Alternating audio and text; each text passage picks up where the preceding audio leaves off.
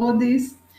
Nesse contexto de muita dificuldade para todos nós, em especial para a população negra no Brasil, nós trazemos um pouco de aquilombamento nessa noite. Nesse contexto de muita dificuldade, nós trazemos um pouco do nosso aquilombamento, esse sentimento que nos une, que não é só de dor, mas é também de construção e de resistência ao longo de toda a nossa história, com continuidade da proposta de formação da Frente Nacional de Assistentes Sociais no Combate ao Racismo.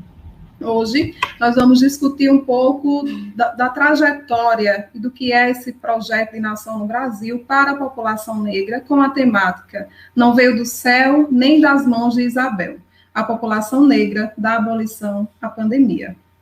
Então, já chamo para participar aqui com a gente nesse momento de aquilombamento e também de alegria por nos encontrarmos, Gilmara Silva de Oliveira, para o nosso momento cultural de abertura. Gilmara é ubaitabense, falei certo, Gilmara, que faz um joinha assim.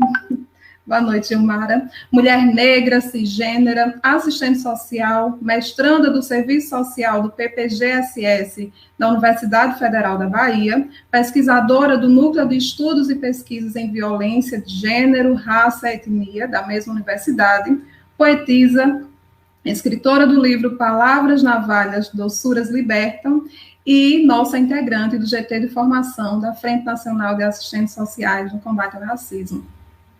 Bem-vinda, Gilmara. Ô, Alcione, obrigada, querida. Boa noite, né, a todas as pessoas presentes, né, que estão aqui prestigiando esse momento. Eu acho que realmente, como você falou, um momento muito importante, necessário, né, frente a tantas violências e violações que nós, né, enquanto população negra, somos atravessadas e atravessados nesse país. E é importante dizer nós, porque enquanto profissionais, né, mas também cidadãs, né, também integrantes desse mesmo grupo, sabemos também das dores e delícias, né, das navalhas e das doçuras que atravessam a vida da gente. Então, trazer para vocês, né, um pouco das palavras navalhas doçuras que estão no meu primeiro livro de poesia, né, que foi uma escrita afrocentrada, e ela é afrocentrada porque foi construída por mim, pela minha família, né, pelo meu esposo, Luciano Teles, minha filha, Shaira Cristal, e eu. Foi toda produzida, né, toda pensada, toda montada por nós, e publicada também, né, de forma independente. E trago para vocês para dizer que, para além de uma intervenção cultural, né, essas palavras navalhas doçuras, elas também se inserem nesse rol de possibilidades de enfrentamento a tantas opressões que nos atravessam, porque não é de hoje, né, que nós, pessoas negras, né, desfavorecidas de direitos, usamos a palavra, né, como ferramenta também de luta, né, como uma ferramenta importante de subversão, né? E pelo tema, eu quero fazer a abertura com um poema chamado Noite, porque também representa, né, esse contexto com tantas mortes físicas e simbólicas que a gente vivencia, né? Porque a gente diz que nós não queremos nem bala, nem fome, nem Covid, mas infelizmente vivemos em um Estado brasileiro, né, que ainda tem os nossos corpos negros como a mira, né, prioritária. E aí, pensando nisso, em uma dessas noites, eu escrevi: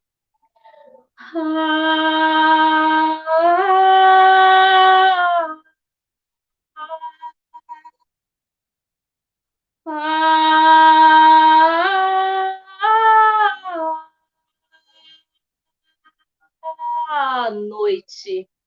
A noite chega como um tempo que faz parte do ciclo do dia, mas na sua travessia são tantas coisas que acontecem, desde os encantos de amor, de sexo, desejo, de afeto, aos desprazeres dos encontros que, como um raio, sai cortando até os sonhos.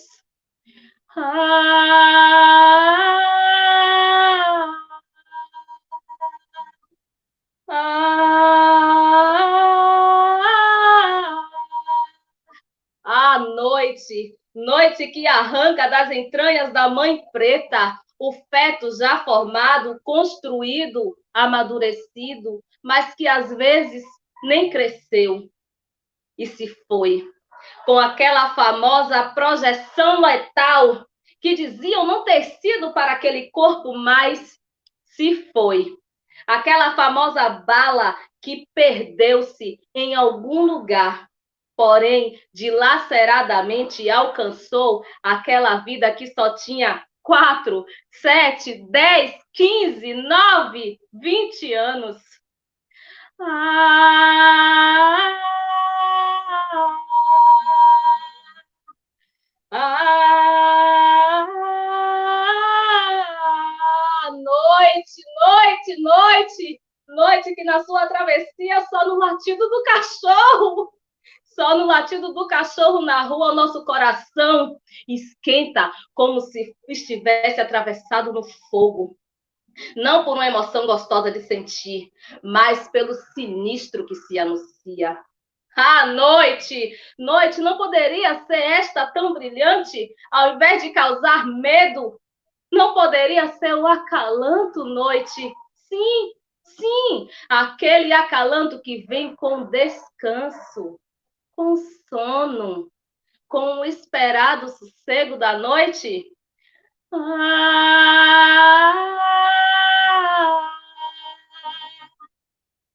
Ah, noite, noite, noite, noite. Como eu queria que você chegasse sem trazer consigo a dor, a saudade, o lamento, o desespero. Noite, a noite. Te queria para calmaria, mas ainda não foi dessa vez. Ah, ah, ah,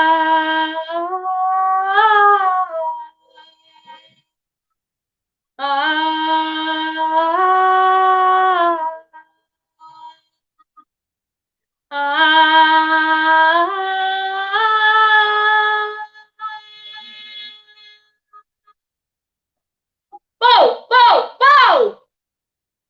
Mais um corpo negro caído no chão. Mais uma criança negra sem expectativa de vida. Pou, pou, pou, pou, pou! Eu não quero esse pou, pou, pou! Eu quero pou, pou, pou, pou, poesia! Eu quero poesia, eu quero liberdade, eu quero demarcar que nós, pessoas negras, tensionamos também a nossa liberdade através da nossa palavra. A nossa palavra, ela sempre foi utilizada como ferramenta de luta. E é por isso que escrever também tensiona a liberdade. E fazendo referência a Bia Ferreira e Caru Bonifácio, deixo registrado. Preta, pinta o mundo com seu tom, com essa tua negra tinta, para brotar a cor nessa cidade cinza que tanto te negou. Preta, pinta, oh preta, pinta o mundo com seu tom, com essa tua negra tinta, para brotar a cor nessa cidade cinza que tanto te negou, mas oh preta, pinta, preta, pinta, escreve preta, pinta preta, escreve preta, pinta preta.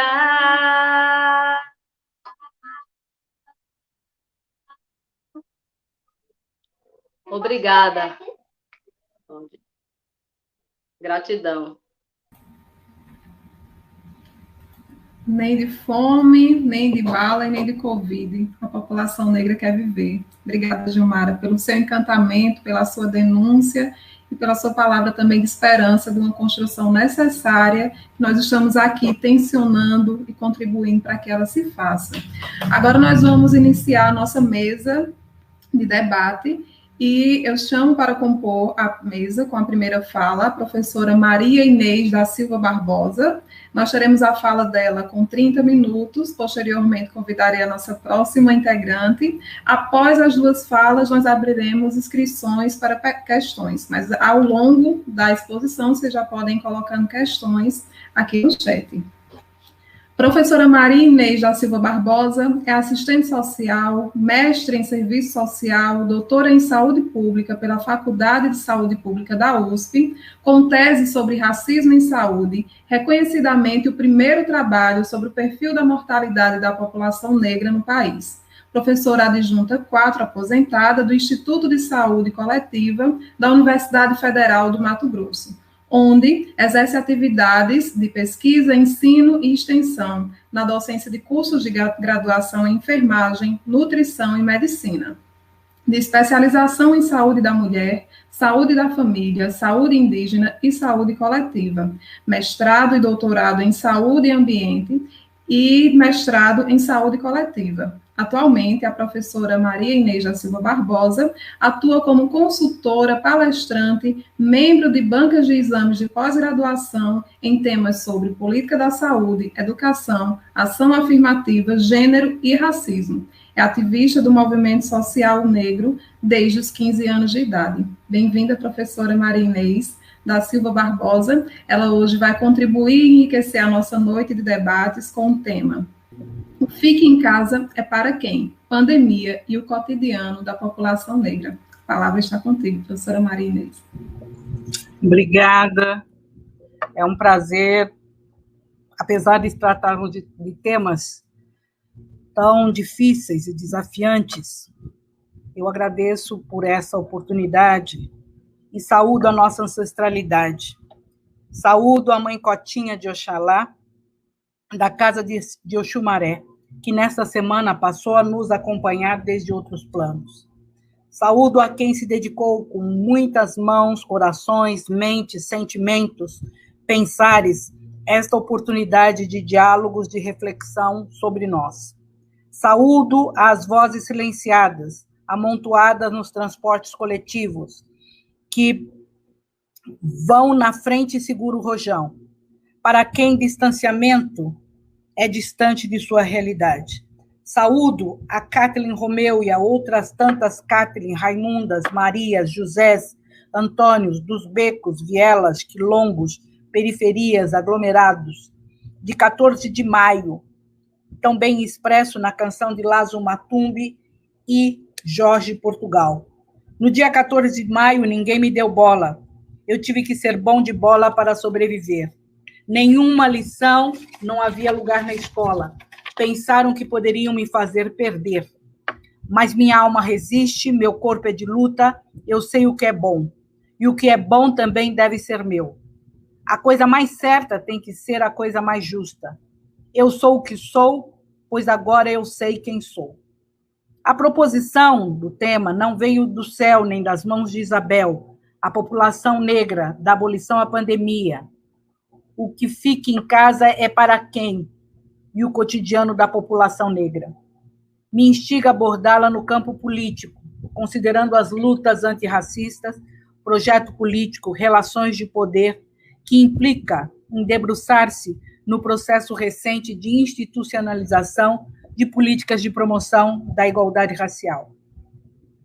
Falemos de Durban e o ativismo antirracista de movimento de mulheres e homens negros, seu significado e importância enquanto plataforma que rompe com fronteiras, pois reconhece o racismo enquanto uma das bases das relações tanto materiais quanto subjetivas de exploração, privilégios e privações. A Declaração de Durban, ao tratar das origens, causas, formas e manifestações contemporâneas de racismo, discriminação racial, xenofobia e intolerância correlata, nos diz reconhecer que a escravidão e o tráfico escravo, incluindo o tráfico de escravos transatlântico, foram tragédias terríveis na história da humanidade, não apenas por sua barbárie abominável, mas também em termos de sua magnitude, natureza de organização e, especialmente, pela negação da essência das vítimas. Ainda reconhece que a escravidão e o tráfico escravo são crimes contra a humanidade e, assim, devem ser considerados, especialmente o tráfico de escravos transatlântico, estando entre as maiores manifestações e fontes de racismo, discriminação racial, xenofobia e intolerância correlata, e que os africanos e afrodescendentes, asiáticos e povos de origem asiática, bem como os povos indígenas, foram e continuam a ser vítimas desses atos e de suas consequências. Por que retomar Durban 20 anos depois? Essa é uma agenda de um pacto mundial e que nós, enquanto movimentos de mulheres e homens negras, povos indígenas, ciganos, em especial do movimento de homens e mulheres negras, nos empenhamos e ajudamos a construir efetivamente essa agenda. Mas essa passou a ser uma agenda secundarizada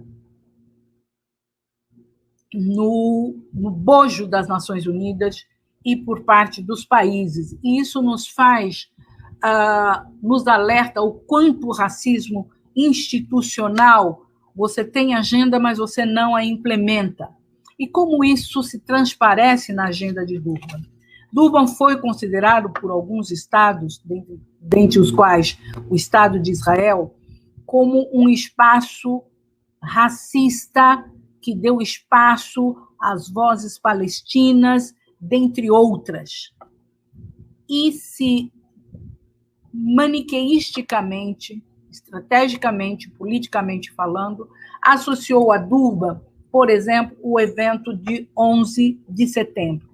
E Durban passou a ser, apesar de ser uma grande agenda da luta antirracista, passou a ser uma agenda secundária dentro das Nações Unidas.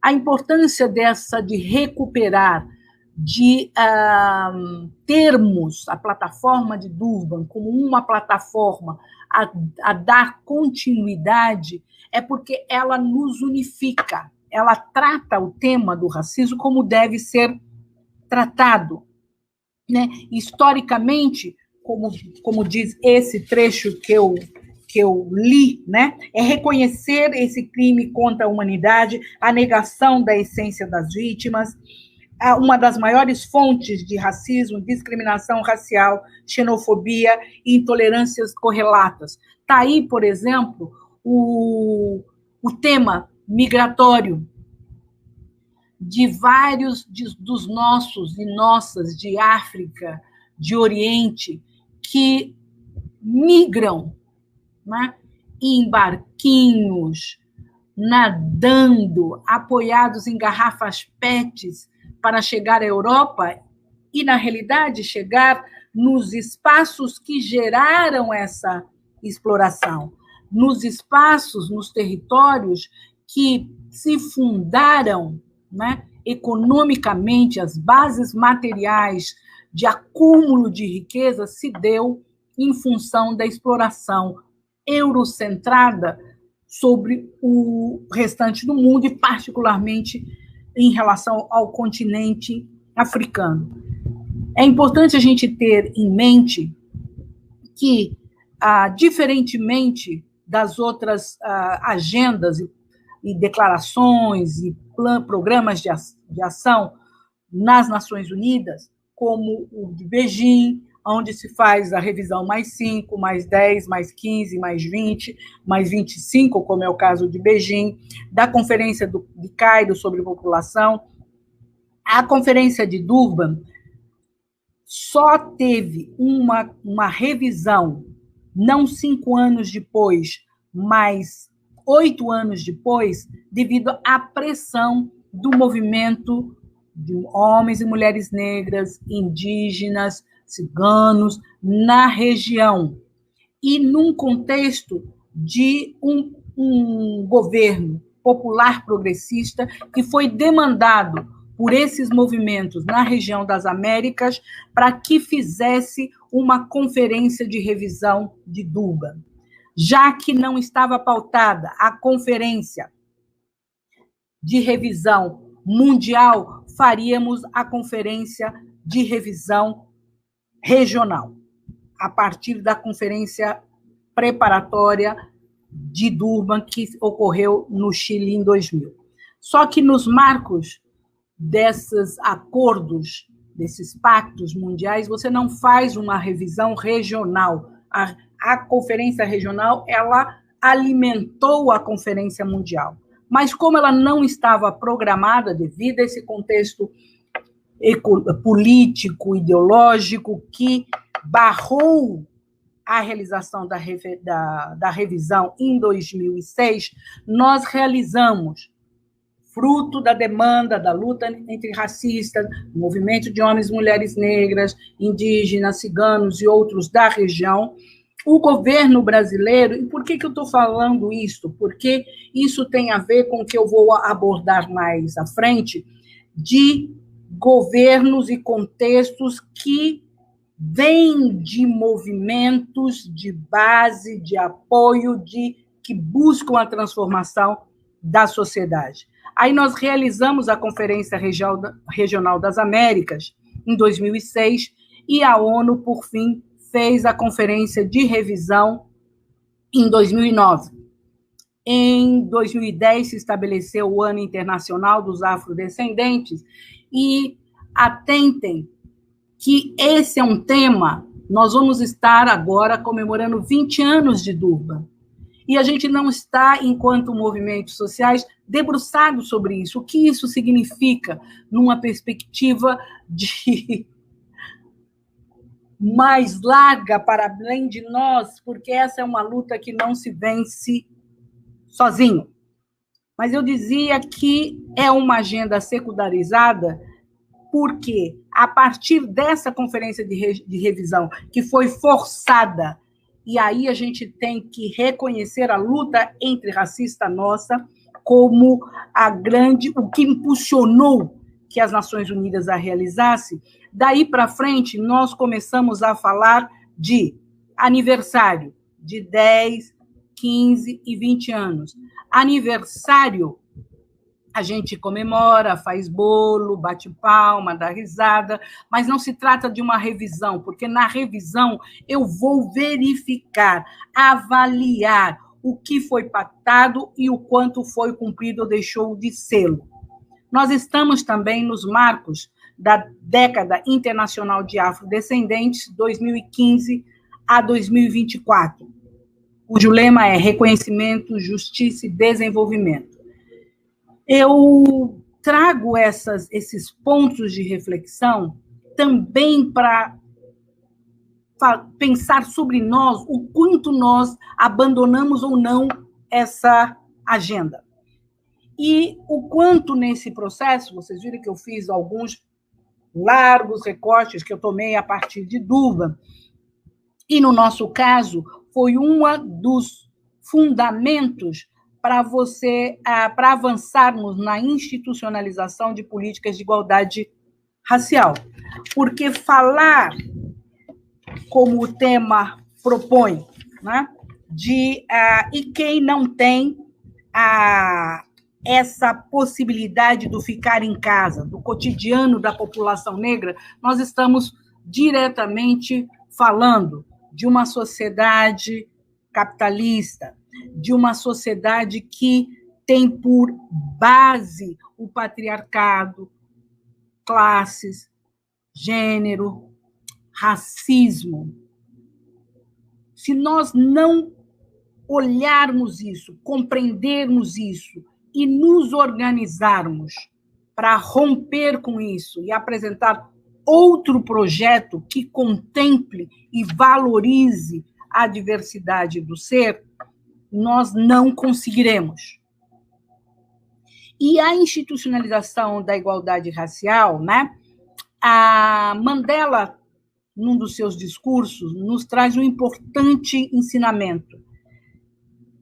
É dele essa fala: depois de escalar uma montanha muito alta, descobrimos que há muitas outras montanhas por escalar.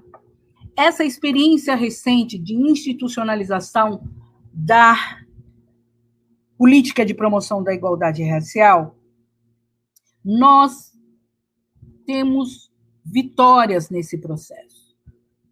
Parte dessa vitória é nós desconstruímos, ao longo de décadas, a democracia racial, essa ideologia, essa fala da democracia racial. Ainda que parte das pessoas possam ainda reverberar isso, nós, a sociedade brasileira, e isso é uma conquista nossa, sabe que existe racismo. Todo o nosso embate nas políticas de ação afirmativa, onde a importância disso foi que este debate passou a fazer parte dos espaços de discussão das famílias brancas, eu costumo dizer, na sala de jantar, porque mexeu, alterou espaços considerados e tidos, havidos, como pertencentes a um determinado grupo. E, com isso, nós precisamos também, ao falar do processo de racialização, da história de apropriação e da força de trabalho de um determinado grupo em prol de outro, nós precisamos também abordar necessariamente, por ser relacional, uma relação dialética, falar do que é ser branco. O que é a branquitude? Não podemos falar de pobreza sem falar da riqueza. E é disso que se trata, da manutenção disso. E esse embate esteve e está, porque você tem outras experiências, eu estou falando do plano nacional, outras experiências, aonde a agenda acaba sendo incorporada na retórica, mas não efetivada no dia a dia, no cotidiano da população negra. Eu poderia citar vários exemplos. Educação. O que foi feito da 10.639, 11.645, que alteraram a LDB? Precisamos, ao analisar esse não cumprimento, não está se cumprindo com a lei maior da educação nesse país. Porque tanto a 10.639 como a 11.645, elas alteraram a LDB. E se esse conteúdo não é cumprido, não está se cumprindo com a Lei de Diretrizes e Bases da Educação Nacional. E nos remete, né? E aí eu trago um trechinho da música Alienação, do Mais Belo dos Belos, e Leaie, composição de Mário Pan e Sandro Telles, que diz: a consciência é o objetivo principal. Eu quero muito mais, além de esporte e carnaval. Natural. Chega de eleger aqueles que têm. Se o poder é muito bom, eu quero poder também. O que a gente aprende em relação a isso? Nós estamos no âmbito tanto da mudança ideológica, da concepção do que são as pessoas, de quais são as suas culturas. E quando nós logramos, no caso do movimento de homens e mulheres negras, estabelecer isto, e foram embates, como eu já citei, no caso da proposta das políticas de ação afirmativas, que vão ser revistas agora em 2022, a partir de 2012, por 10 anos, se faria a avaliação. Nós, população negra nesse país, agora, quando se tem os dados desagregados, que foi uma vitória nossa, e não foi de pequeno importância, não. Quando eu iniciei o ativismo no movimento negro, dizia-se que éramos cerca de 44%, 45% da população. Hoje, nós somos estatisticamente, enquanto a crescimento demográfico, isso é alto, mais de 53% da população brasileira, isso me referindo ao plano nacional. Isso nós logramos deixar estabelecido estatisticamente que nós somos a maioria da população. Sabemos também, agora, com os dados desagregados, que a população negra vota do centro para a esquerda, que quem faz a diferença no voto na eleição é uma mulher negra de escolaridade média. O que fazemos com esse dado? Isso é uma força política.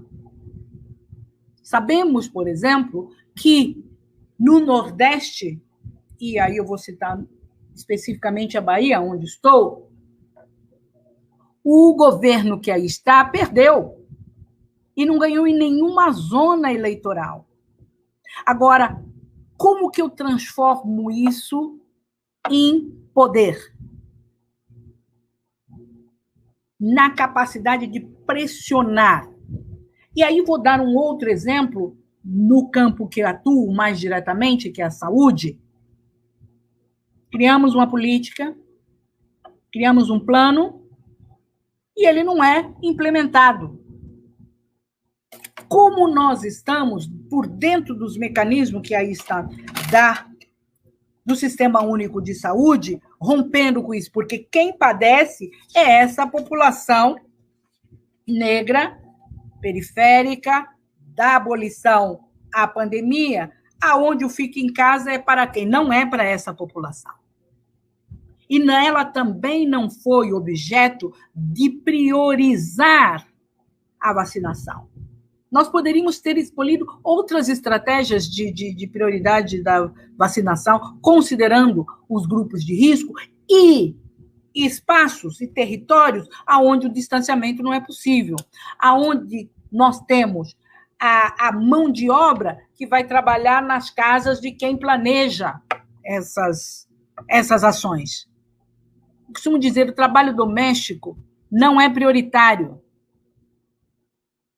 Poderia-se manter o salário dessas trabalhadoras, majoritariamente trabalhadoras e trabalhadores, porque isso não é prioritário, salvo alguns casos específicos, mas sequer eram mencionados em relação a isso. Poderíamos ter feito estratégia de iniciar a vacinação ou priorizar nos bairros periféricos, tendo por base os dados de onde mais as pessoas estão morrendo. Territórios. Agora, para chegarmos a isso, nós temos que conquistar isso, nós temos que estar no poder, nós temos que ser portadores e portadoras de um projeto político que rompa com essa lógica neoliberal, com essa estrutura capitalista, porque, do contrário, não ocorrerá. Não ocorrerá. E se não formos sentidos e sentidas como força do tipo quem põe tem a capacidade de tirar, de ir para as ruas e tirar essas pessoas. Nós estamos com o exemplo aí do mais recente do Peru, que está ali na tensão, mas a população está levando um projeto, e com isso eu não quero dizer que que vamos alcançar já o ideal. Isso é processual. Mas a gente tem que se ver nesses espaços de poder com um projeto político aonde a riqueza socialmente construída seja repartida de forma a que todos e todas tenham direito de acordo com as suas necessidades. Quando eu citei o caso da saúde, e você tem espaços de controle social e participação social, aonde o assento da sociedade civil é 50%, nós poucos acompanhamos e contribuímos para quem lá está abordar em nossa defesa.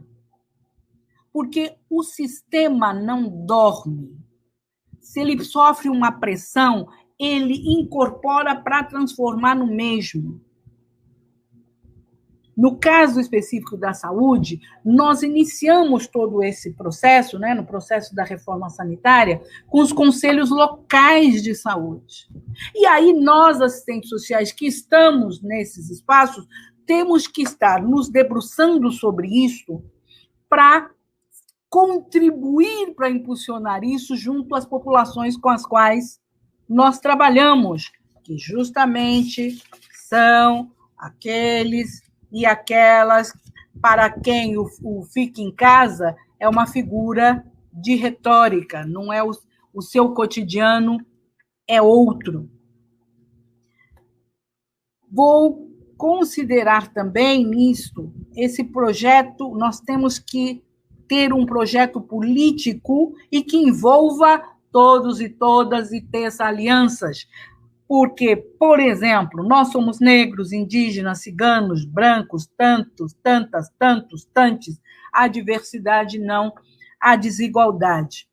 O dado desagregado no censo de 2010, eles já tiveram, historicamente, ora está presente, ora não está, mas revela, por exemplo, um Brasil onde vivem cerca de 300 povos indígenas. Fala-se nesse país mais de 270 línguas. Nós conhecemos esse Brasil. Como nós estabelecemos essa aliança? Porque são povos que estão sob a mesma égide que nós. Das bases capitalista, de dominação, patriarcal, é a mesma sociedade. Que lições aprendemos em relação a isso? O ano passado, nas eleições municipais, e tiveram vários, né, exemplos disso, mas eu vou citar o que ocorreu na cidade de Salvador, né, onde se estabeleceu, eu quero a cidade de Salvador. Nós somos a maioria, a imensa maioria da população nessa cidade.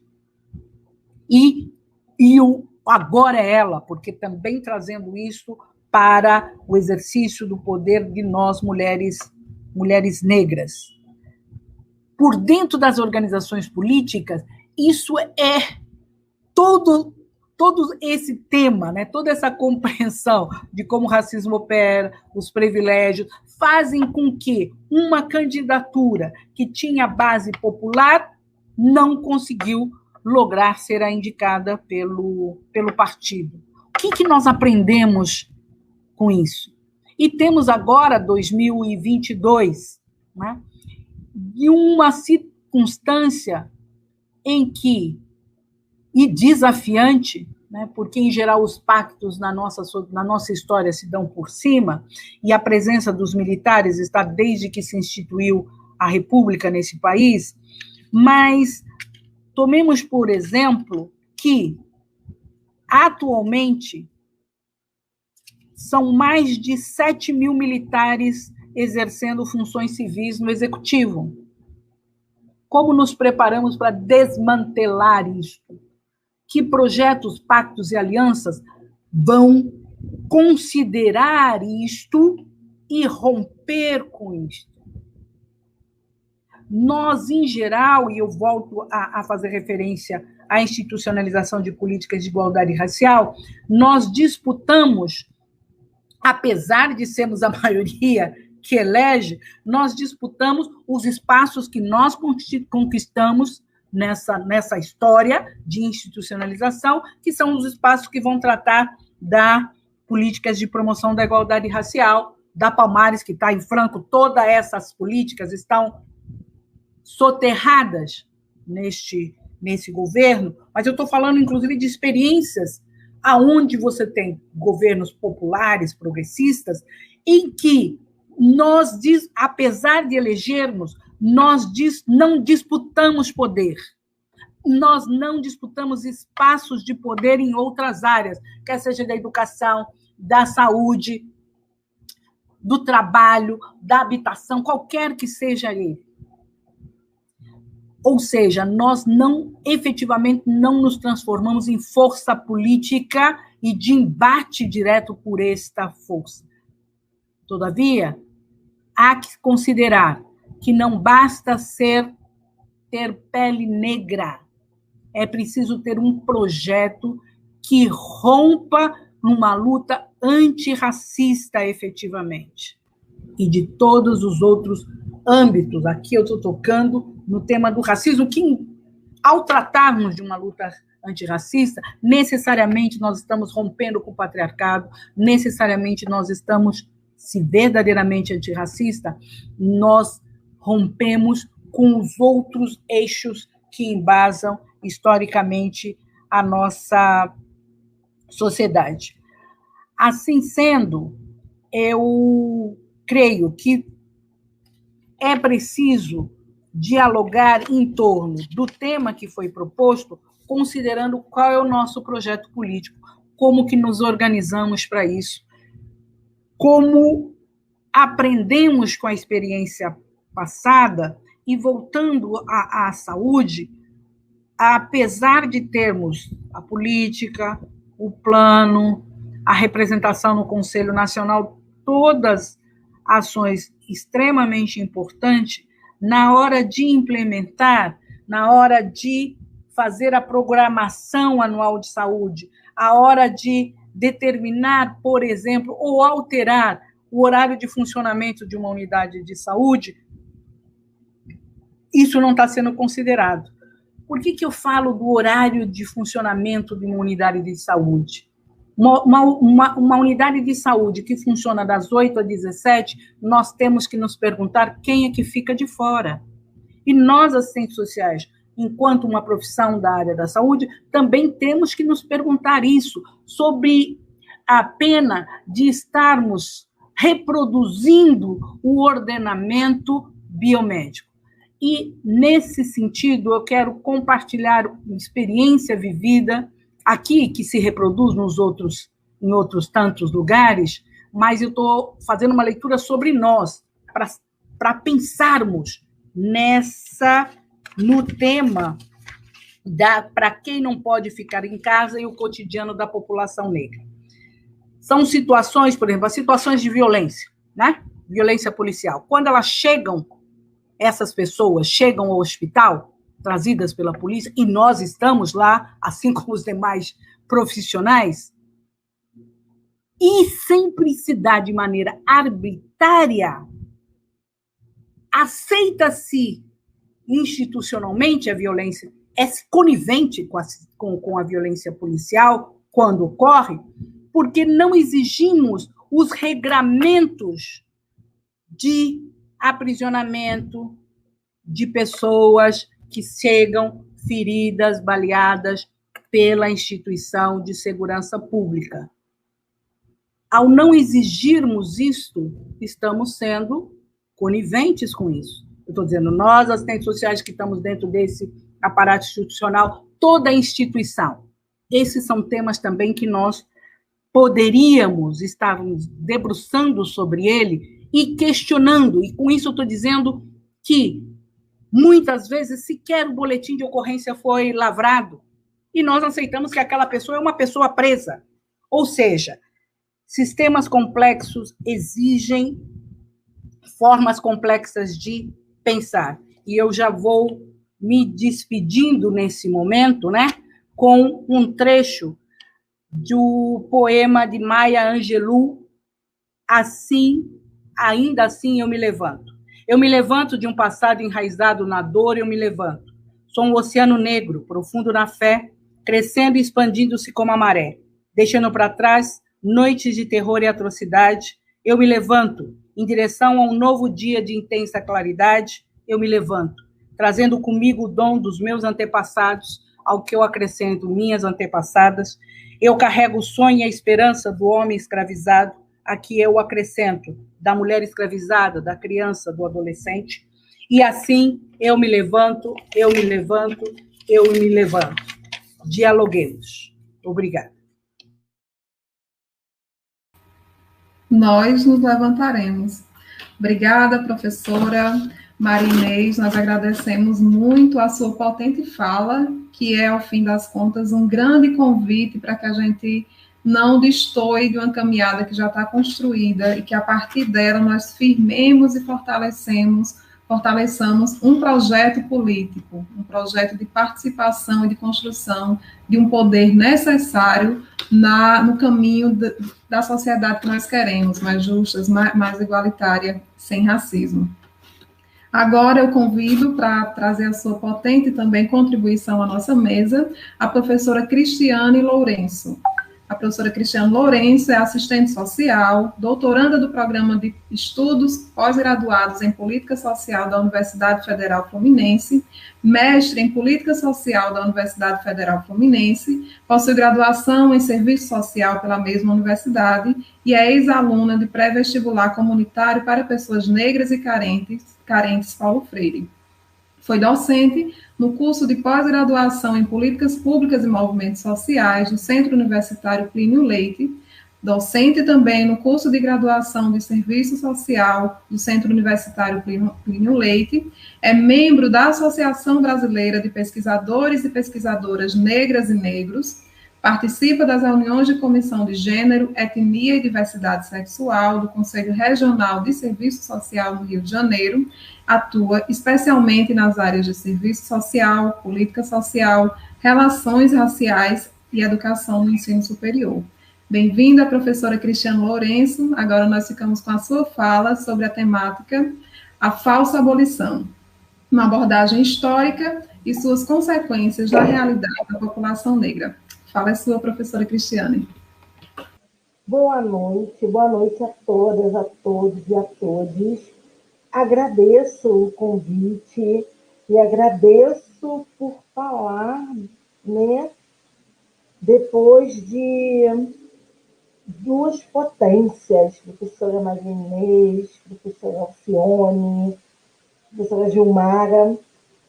Sempre é uma alegria e um momento de esperançar quando estamos juntas, refletindo sobre as nossas questões.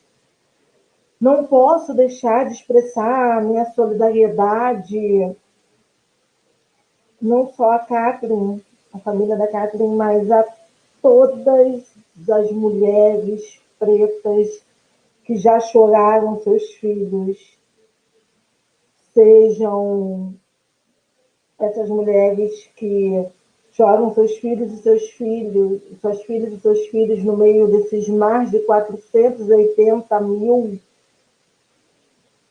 vidas que se perderam por conta desse Estado omisso, desse Estado inoperante, desse Estado que cultua a morte, seja essas mães, esses pais, esses avós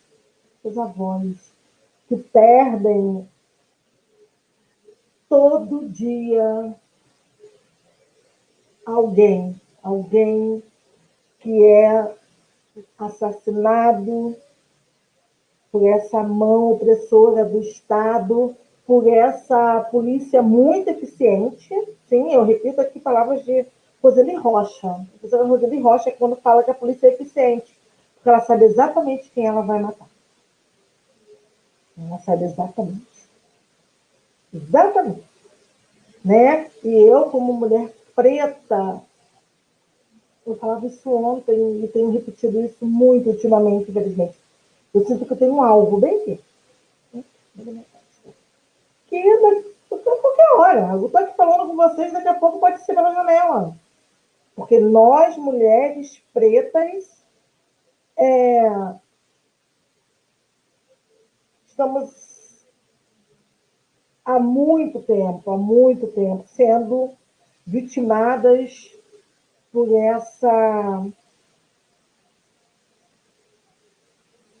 esse projeto de extermínio. Mas estamos aqui nesse momento de saudação e saúdo quem veio antes. As assistentes sociais, as mulheres pretas que vieram antes de nós e que abriram espaço para que pudéssemos estar aqui hoje.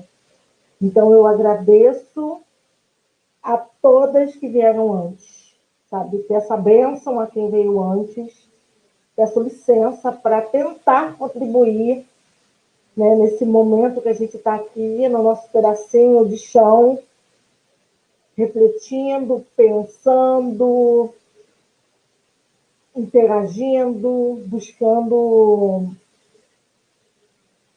compreender. A gente só quer compreender, né? E começo a minha fala quando a gente pensando nessa formação sócio-histórica desse país, né? Uma falsa abolição não veio do céu, não veio das mãos de Isabel, sabemos disso, né? Basta ver o nosso cotidiano. E a gente precisa pensar como que essa terra foi forjada, para que nós possamos entender, nos compreender o que acontece nos dias de hoje, e por quê? Por que Ágata, por que Miguel, por que Kathleen, por que João Pedro, por que Evandro? Tanta gente, né? E a gente precisa saber que essa violência contra os corpos pretos não é um caso isolado. Nós não somos caso isolado. O nosso extermínio, a nossa falta de acesso à saúde, à educação, a nossa subrepresentação em praticamente todos os indicadores sociais de renda, de moradia, de trabalho, de emprego, de saúde, de educação, de acesso à cultura. Isso não é caso isolado. Não somos caso isolado.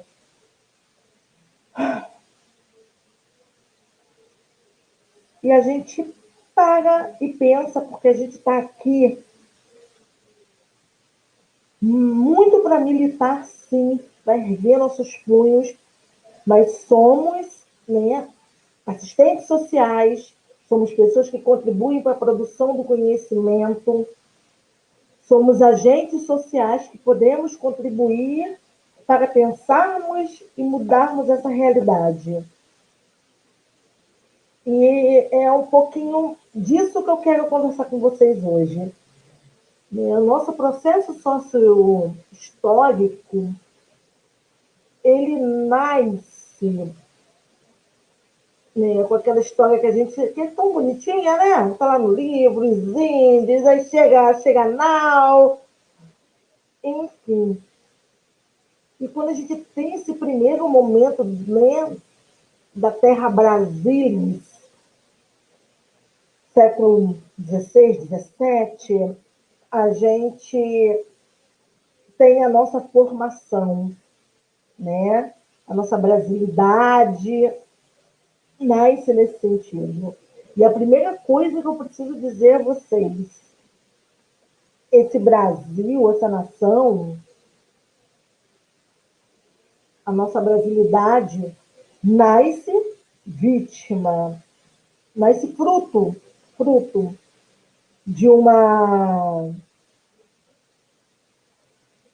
miscigenação forjada em violência sexual. Somos miscigenados? Somos, mas somos vítima de estupro, somos fruto de estupro. A nossa morenice é fruto de estupro, sabe? Eu não estou aqui para dizer palavra bonitinha para vocês, não, meu povo. Sabe? Não estou, não estou. Queria dizer que a nossa brasilidade nasce, né, fruto da vinda dos negros e negras que vieram por vontade própria, chegaram aqui, fizeram a América. Não é, não é. Somos fruto de estupro. Quem veio da África foi sequestrado na sua terra natal, veio apanhando, veio levando chicotada, veio tendo a carne dilacerada, veio no navio nas piores condições possíveis, sabe? Corpos pretos amontoados, fedendo, sujo, marcas com verme, com bicho.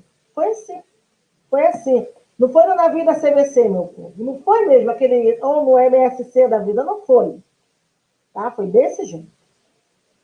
É meio importante a gente falar esse tipo de coisa, porque senão a gente esquece. A gente, sabe, é tão sutil esse apagamento que a gente esquece. Que a gente meio que fala assim, os escravos vieram. Os escravos não, as pessoas que vieram sequestradas e foram escravizadas quando chegaram aqui nessa terra. Quando chegaram ali no cais do Valongo. Foi assim. Foi assim. E essa gente chegou aqui, né? Mulheres violentadas sexualmente, povos indígenas que aqui estavam dizimados, exterminados, assassinados, mulheres, né, indígenas também violentadas sexualmente, e assim nasce o Brasil. É desse jeito.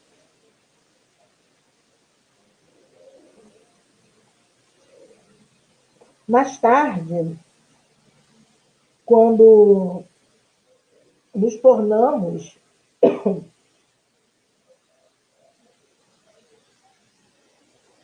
né, o Brasil com essa mania que temos, né, de ser protagonistas, nos tornamos protagonistas sim, senhoras e senhores. Protagonistas sendo o maior país a receber escravizados. Mais de 6 milhões. Alguns falam um pouco mais, outros um pouquinho menos. Nós estamos aí, ó, mais de 6 milhões de escravizados. Viemos, não, fomos trazidos, olha o ato, tá vendo? Fomos trazidos, permanecemos aqui trabalhando, escravizados, mulheres trabalhando nas piores condições, não importava se grávida, se não grávida, e eu acho uma coisa fundamental, algo fundamental que eu preciso falar com vocês. Quando a gente pensa na questão do trabalho feminino, tem uma questão que sempre apareceu no 8 de março, porque é inevitável, né? A questão do Dia Internacional da Mulher, um dia de luta, assim, para nós, e algumas correções históricas que precisam ser feitas. Quando a gente fala do trabalho das mulheres, da saída das mulheres para o trabalho, a gente não pode esquecer e refletir sobre que mulher nós estamos falando. Porque se as mulheres brancas saíram para construir esse 8 de março, fruto de muita luta, da questão de estarem nas fábricas, a gente não pode esquecer que para toda mulher branca que sai para a luta, que sai para a fábrica, tem uma mulher preta tomando conta dos filhos dela. Para toda. A história do feminismo não pode apagar nem desconsiderar a história do feminismo negro, como diz Lélia.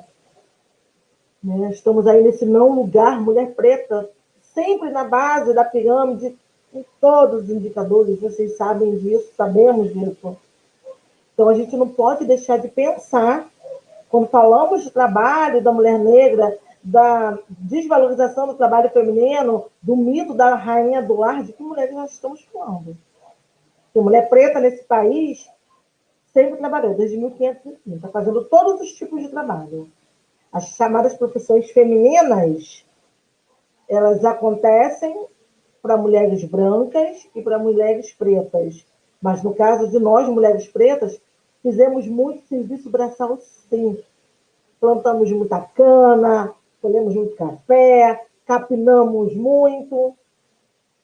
A gente não pode esquecer disso, não. E aí, meu povo, construímos esse país. Legislações, lei do ventre livre, que, na verdade, é uma lei que o Brasil adere de uma maneira muito forçosa por conta da Inglaterra, por conta da pressão dos ingleses pelo fim da escravização no Brasil, no continente, e a gente vem caminhando a passos lentos para aquela noite, né? De 1888, a abolição da escravatura, a assinatura da Lei Áurea, né? Disse, os sambas contam muito isso, né? Que Zomba conta isso, que a lua brilhava no céu naquele maio de 88, né? O que os livros de história não contam porque aconteceu no dia 14. Né? Não interessa contar o que aconteceu no dia 14. No dia seguinte, Isabel os liberta e somos jogados aí nas ruas do Rio de Janeiro. No ano seguinte, República, ainda sem acesso à escolarização, à saúde mínimo. Temos um Rio de Janeiro no começo do século que começa a dar um país, né? E começa a se industrializar, ainda que lentamente, e nós ali, marginalizados, alijados, né? Nosso processo de favelização começa fortemente nesse período, sem que houvesse nenhuma política pública específica para esse povo. Cabe ressaltar aqui nessa fala, eu acho muito importante, louvar e reafirmar o papel importantíssimo e fundamental dos movimentos sociais desse período. A gente tem os movimentos de luta por direitos do povo preto e pardo, que são fundamentais para que o Estado reconheça a necessidade de se estabelecer políticas públicas. Né? E aí eu me remeto à professora Nilma Lino Gomes, que no livro Movimento Negro Educador, ela fala desse movimento negro como diversas formas de organização, de articulação, né, de negras e negros que são politicamente posicionados. Ela usa esse termo, politicamente posicionados na luta contra o racismo. E aí temos acadêmicos, religiosos, artistas, grupos políticos. Essa atuação do movimento negro no Brasil, e é bem importante a gente tocar nesse assunto, ela vem, né, do período escravocrata. Brasil Império, a gente já tinha Luiz Gama, João Cândido, Luísa Maim, né, precursores das organizações voltadas para a justiça social no Brasil. E aí eu destaco para vocês uma fundação, uma entidade que é a mais antiga, pelo menos, né, do que eu pesquisei, a sociedade mais antiga de equidade racial e atividade no Brasil. É a Sociedade Beneficente Cultural Floresta Aurora. Ela fica em Porto Alegre. Foi criada em 1872, né, por, né, pessoas negras alforriadas. Nesse período de muita luta, a gente tem, já no início do século XX, a imprensa negra, que é um canal de visibilidade das nossas atividades, né? Das atividades daquele movimento de denúncia das condições de vida, de exploração, de alijamento da população negra. E aí a gente tem alguns, né, alguns periódicos da época, o Quilombo, tem o Alfaiate é de o Alfinete, que era, né, formado pela galera da alfaiataria negra, que é de 1918. Temos também, acho que o exemplo também, um importante periódico, que é do finalzinho do século XIX, é de 1892. E essa imprensa negra, ela nos ajuda, né, ajuda a população daquele período a romper com esse imaginário racista do final do século XIX e início do século XX.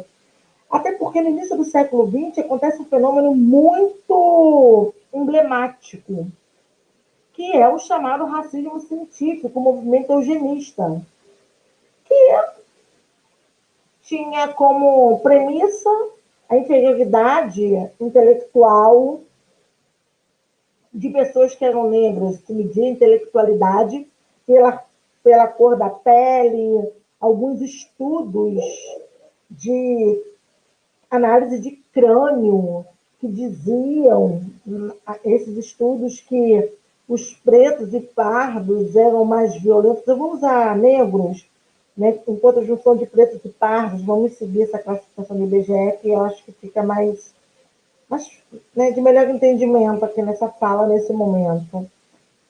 E os jornais da época, a chamada imprensa negra da época, ela tinha esse papel de desconstruir, de politizar mesmo a população negra sobre o seu papel na sociedade, sobre os seus destinos, sobre o rumo da nação naquele momento, em que foi um momento de muita perseguição no âmbito cultural, capoeira, samba, né? As rodas acontecendo, religião, o apagamento, né, principalmente das religiões vindas de África, né? As rodas acontecendo no Rio de Janeiro, na casa de Tia Ciata, né? Tudo muito escondido.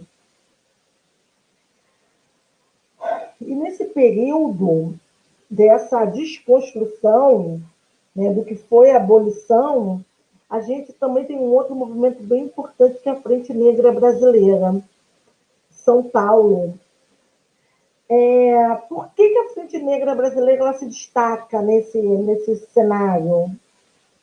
Ela vem com um viés, uma pegada muito forte de valorização da educação e da cultura. Ela buscava e valorizava ações no campo educacional, e ela tinha essa questão de trazer mesmo, de rememorar, né, a cultura vinda de África. Então, ao mesmo tempo que tinha esse caráter de denunciar os preconceitos, os racismos, de se insurgir contra esses preconceitos e esses racismos, ela também atuava por intermédio da educação. Tinha umas ações bem bacanas na época, porque a Frente Negra buscava uma educação pública que incluísse a população negra. Ela é, né, naquele momento, o principal elemento de combate ao racismo e à discriminação. Ainda que a Frente Negra, talvez muito influenciada, né, pelos intelectuais da época, né, temos Casagrande Senzala em 1933, né, com Gilberto Freire. Ela tem uma atuação muito importante na questão da educação, da escolarização, mas, ao mesmo tempo, ela tentava trazer, imprimir um caráter de brasilidade às ações culturais do movimento. Porque naquele período eugenista muito forte, nós tínhamos eu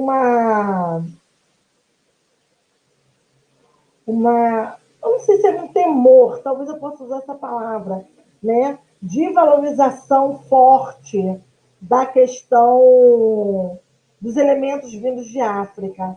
Isso cai, a gente pode dizer assim,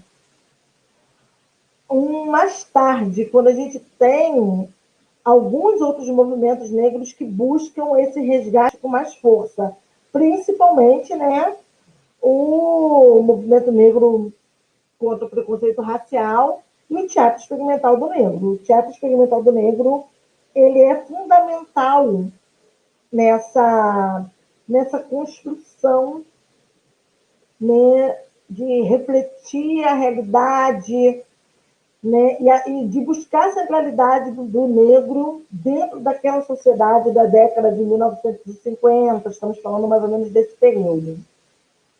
Ao mesmo tempo que o teatro experimental do negro tinha a questão do teatro, né, da arte, ele se voltava para a questão da escolarização.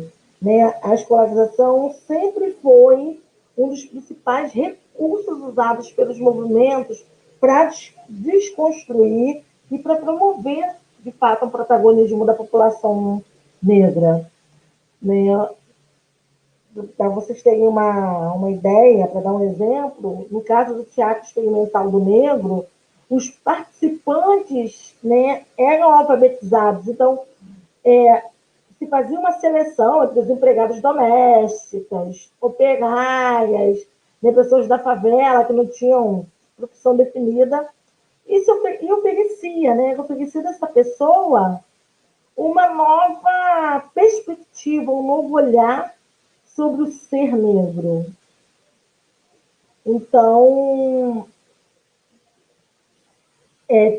essa alfabetização, essa escolarização, ela vinha associada à valorização da história, né, dos povos escravizados. O Teatro Experimental do Negro tem um papel muito importante por conta de buscar, de fato,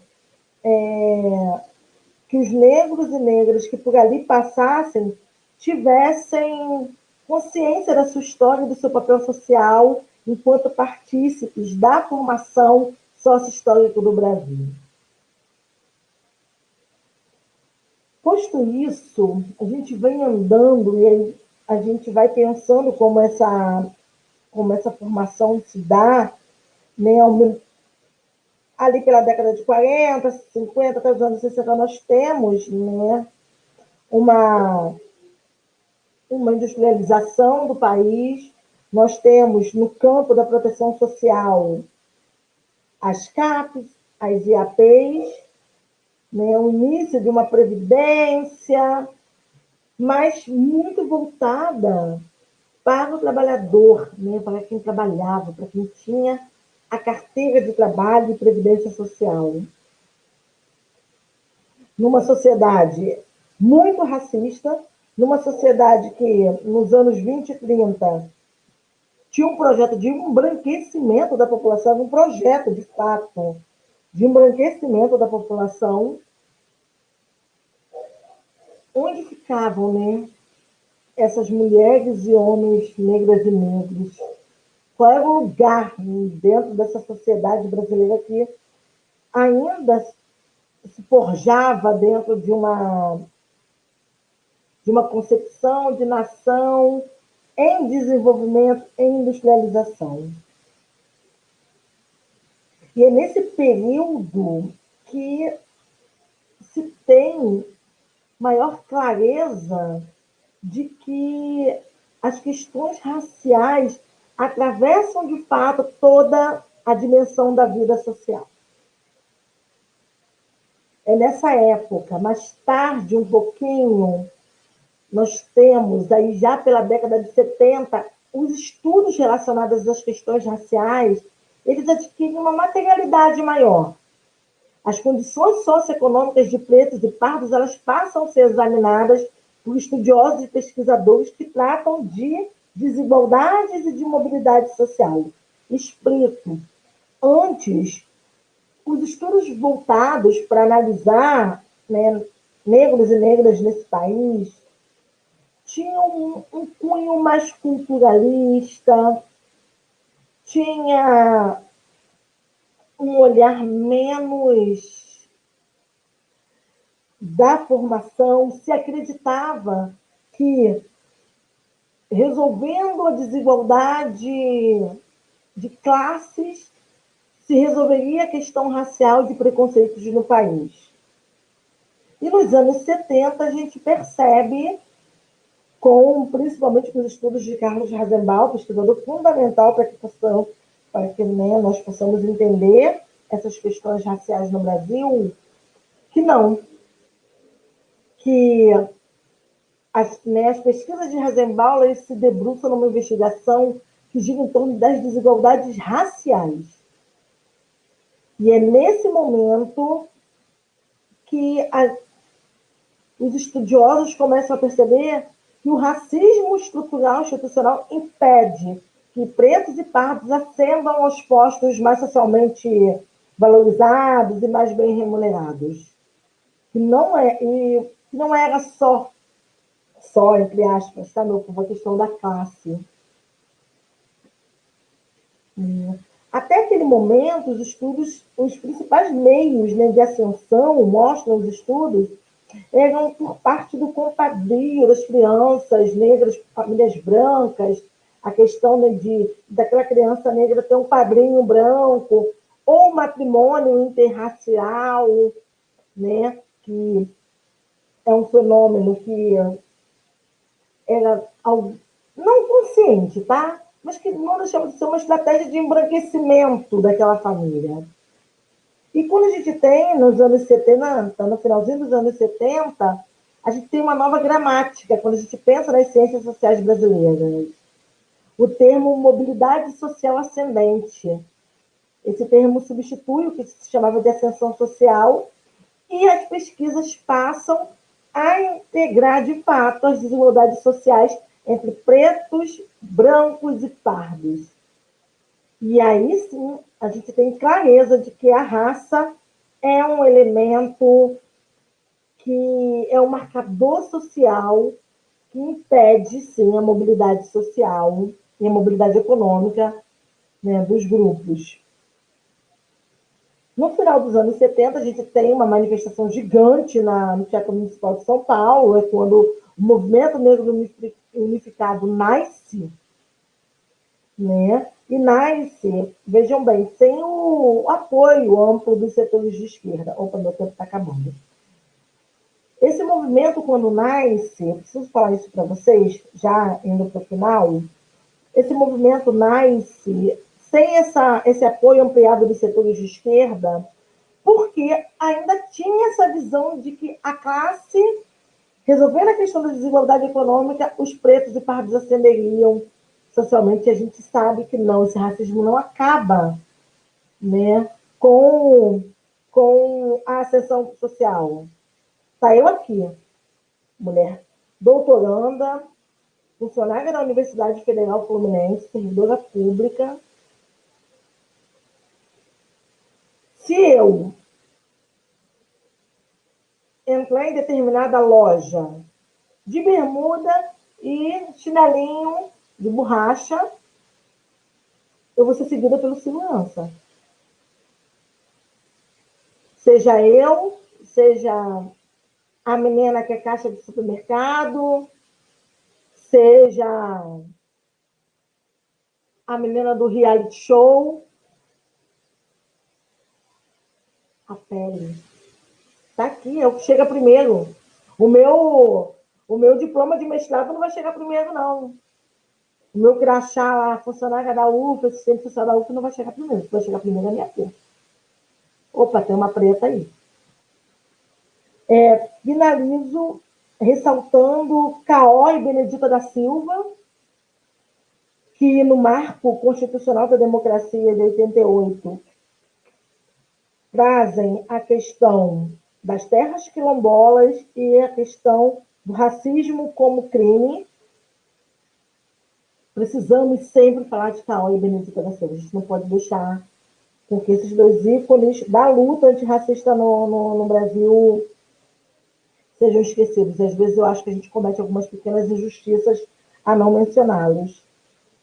E termino dizendo que né, de 1888 a 1988, 100 anos de história aí, de muita luta.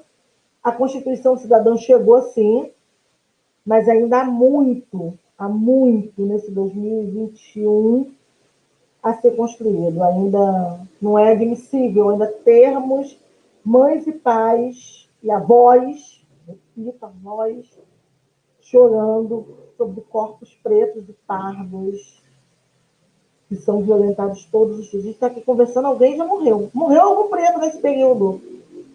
Não, mais de um. É um a cada 23 minutos.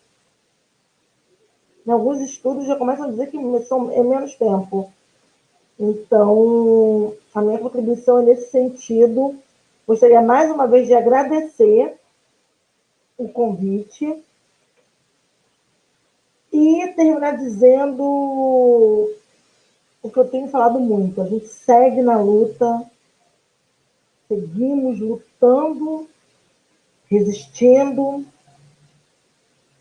esperançando, e amanhã há de ser outro dia. Vai ser, isso vai passar. Isso vai passar. Eu preciso ter essa fé. E esses momentos de aquilombamento, de estarmos juntas, é isso que vai me dando coragem de ir do luto à luta. É isso, meu povo. Muito obrigada. Estou aqui à disposição, espero não ter passado muito do tempo. O tempo é cruel. Menos pra gente, ó. Melanina ajuda. O tempo não é cruel com nós, ó. Melanina ajuda.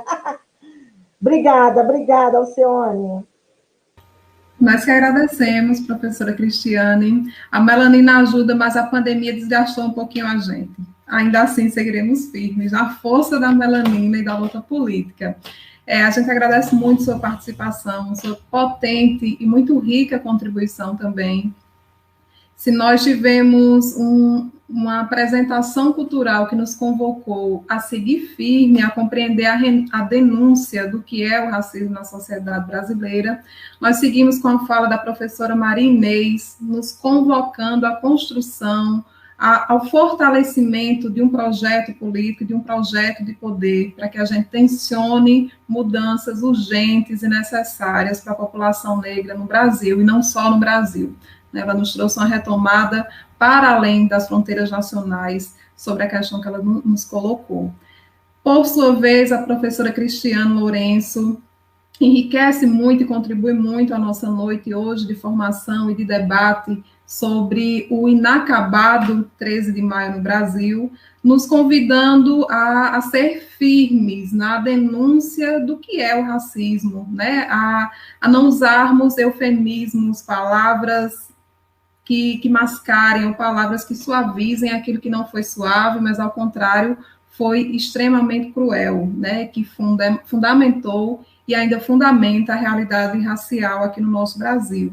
E nos dá também esperança, nos mostrando que nessa sociedade da falsa abolição, nós temos uma construção já muito sólida dos movimentos sociais negros, um caminho trilhado, e que me parece ser um convite para que, como nos fez a professora Maria Inês, nós sigamos fortalecendo esse caminho já trilhado por todos aqueles e aquelas que vieram antes de nós. Então, nós agradecemos muitíssimo a fala.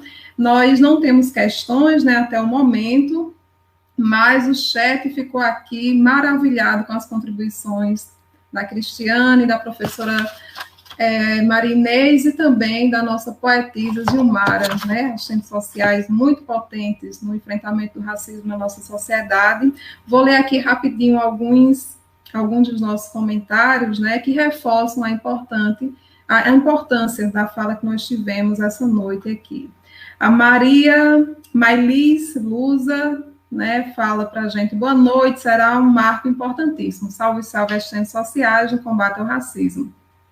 A Loiva Oliveira: não queremos nem fome, nem bala, nem Covid, queremos viver.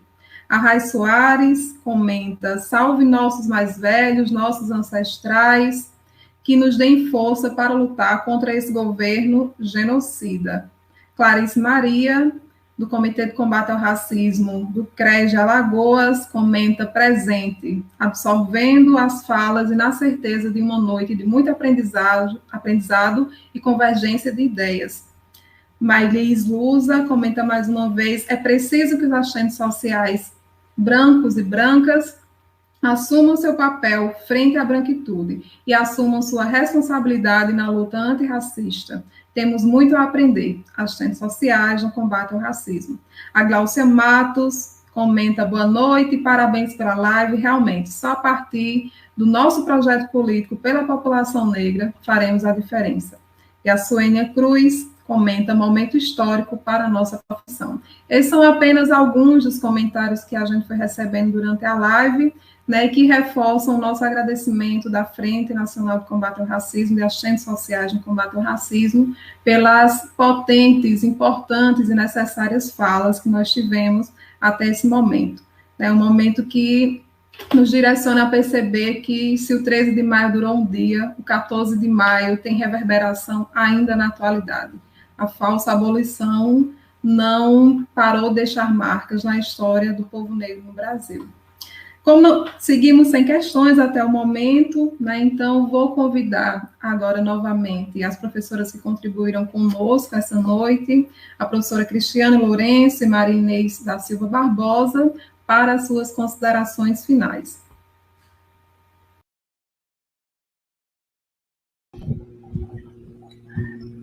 O que eu tenho a dizer é, primeiro, da importância, né, da própria existência da frente, né, e seus significados.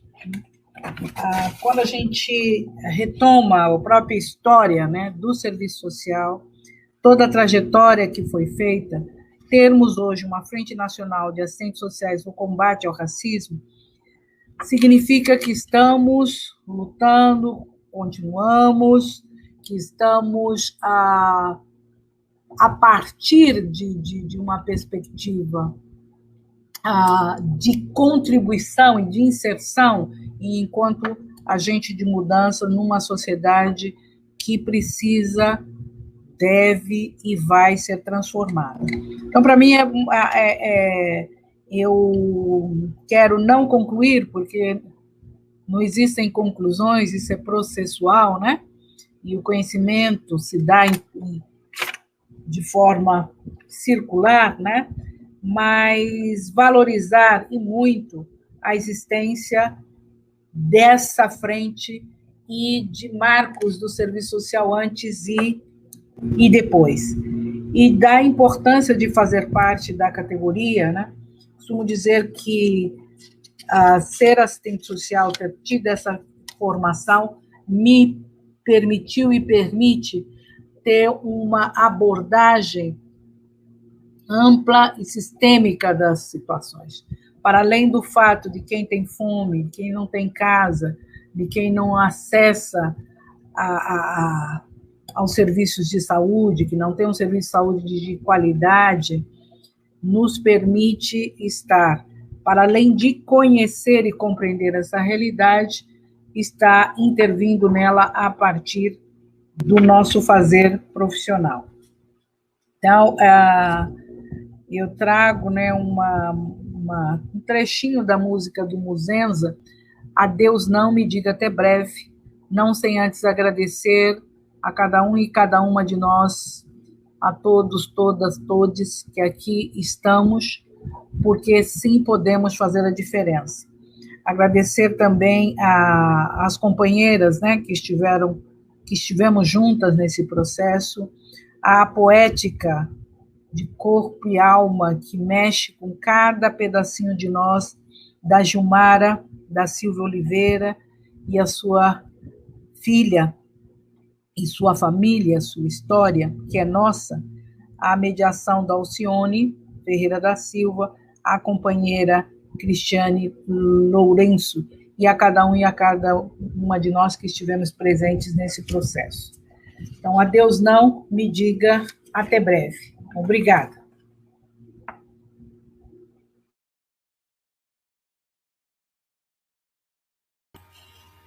Agora nós convidamos a professora Cristiane Lourenço para suas considerações. Bom, primeiro agradecer sempre esses momentos, né, como eu disse anteriormente, são momentos que vão nos fortalecendo. É isso, sabe, nesse momento, nesses tempos, que tempos que estamos vivendo, né? Vão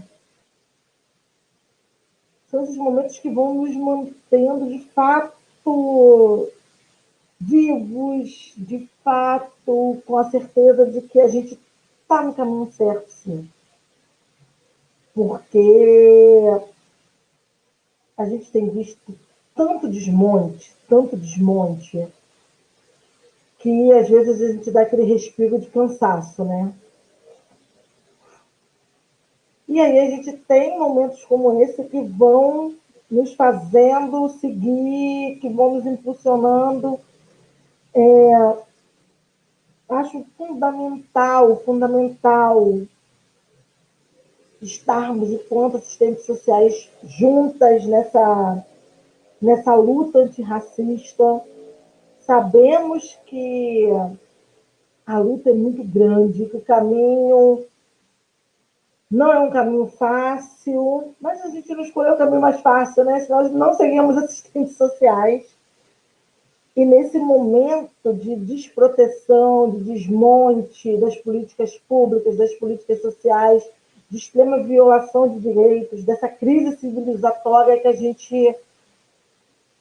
Inimaginável que a gente está vivendo, desse poder legitimamente instituído, mas genocida, assassino, cruel, perverso, cínico, maldoso, é ruim.